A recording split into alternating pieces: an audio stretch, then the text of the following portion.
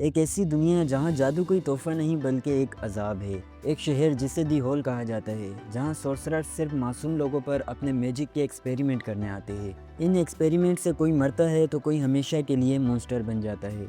लेकिन इस कचरे के ढेर में एक ऐसा शख्स भी है जो इन जादूगरों का शिकारी है। एक ऐसा सवाल जिसका जवाब खुद उसके मुंह के अंदर छुपा है। हम मिलते हैं कायमन से। पहली नज़र में ये कोई मॉन्स्टर लगता है क्योंकि इसका सर एक लिजर्ड का है और बॉडी एक मस्क्यूलर इंसान की।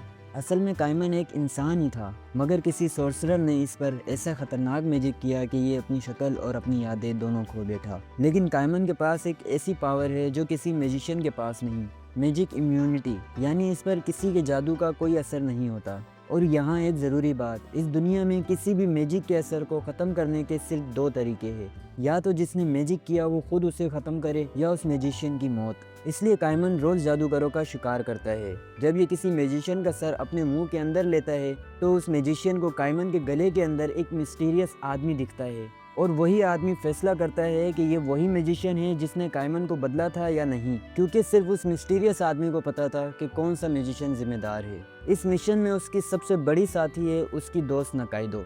नकाइदो दिखने में एक मामूली ढाबा चलाने वाली लड़की लगती है, मगर उसकी फिजिकल स्ट्रेंथ और फाइटिंग स्किल बड़े से बड़े मैजिशियन को धूल चटा देती है। कहानी तब शुरू होती है जब कायमन और नकाइदो दो मैजिशियन को घेर लेते हैं। कायमन एक मैजिशियन जिसका नाम मत्सुमुरा है उसे अपने मुंह में दबा लेता है। मत्सुमुरा को कायमन के अंदर वही मिस्टीरियस बंदा दिखता है। जब कायमन उस सोर्सरर्स को बाहर निकालता है तो कायमन उससे पूछता है अंदर वाले ने क्या कहा। मत्सुमुरा डरते हुए जवाब देता है, उसने कहा तुम वो नहीं हो। बस इतना सुनते ही कायमन उसके टुकड़े टुकड़े कर देता है। मरते हुए मत्सुमुरा अपनी सारी ताकत लगा के अपने पार्टनर फुजिता को मैजिक पाउडर पोर्टल के जरिए भगा देता है। फुजिता वापस अपनी दुनिया में जाकर अपने बॉस एन को सब बताता है कि कैसे एक लिजर्ड मैन जिस पर मैजिक काम ही नहीं करता और एक लड़की जो बेहद पावरफुल है, दोनों मिलकर सोर्सरर्स का शिकार कर रहे हैं और उन्होंने मेरे साथी को भी मार दिया। एन जो मैजिशियन वर्ल्ड का सबसे खतरनाक बॉस होता है, जो अपनी पावर से किसी भी चीज़ को मशरूम में बदल सकता है। एन इतना पावरफुल था कि उसने पूरे मैजिशियन वर्ल्ड पर अपनी पकड़ बनाई रखी थी। एन को गुस्सा आता है। वो कहता है कि होल का कोई मामूली सा बंदा उसके मैजिशियंस को मार रहा है, ये उसे कबूल नहीं होता। वो फुजिता को एक नया पार्टनर देता है, इबिसु, एक अजीब सी लड़की जो इस पूरी सीरीज़ का सबसे मेमोरेबल और फनी कैरेक्टर बनने वाली है। दूसरी तरफ कायमन और नकाइदो हंगरी बग में बैठे ग्योजे खा रहे होते हैं। तभी उन्हें एक गली में नया पोर्टल नजर आता है जिसके पास एक बच्ची खड़ी थी। ये इबिसु होती है। कायमन और नकाइदो दोनों मिलकर उस पर हमला कर देते हैं और उसे घायल कर देते हैं।